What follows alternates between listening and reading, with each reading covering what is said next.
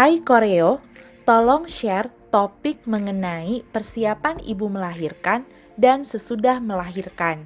Biasanya suka terjadi baby blues atau depresi postpartum gitu.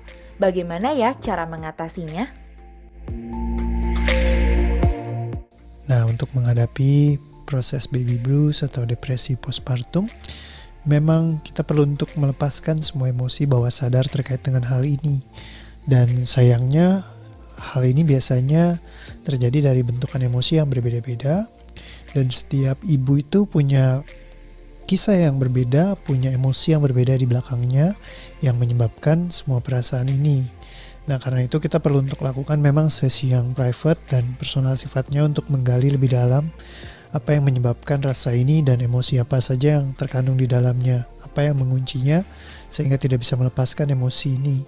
Nah, kalau dilakukan dengan secara menyeluruh akan bisa membantu melepaskan emosi-emosi yang ada yang tersimpan terkait dengan hal itu.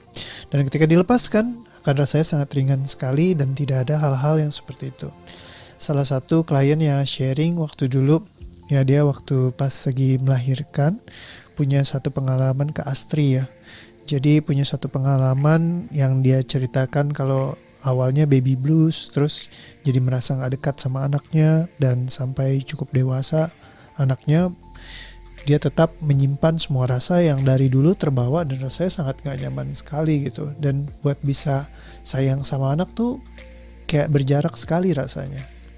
Nah, ketika dia melepaskan emosi-emosi itu, akhirnya rasanya bisa sangat ringan sekali, dan saat ini dia sangat dekat dengan anaknya juga sangat sayang sama dia.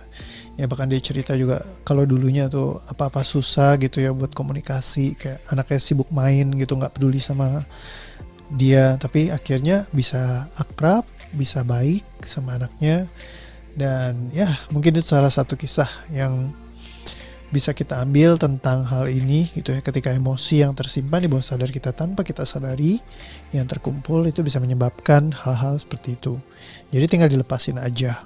Cuman memang apa yang perlu dilepaskan itu yang perlu kita dalami lagi di dalam session supaya kita tahu secara spesifik mana energi yang paling nyangkut, mana yang perlu dilepaskan, mana yang tersimpan. Nah, kurang lebih seperti itu. Semoga menjawab pertanyaannya.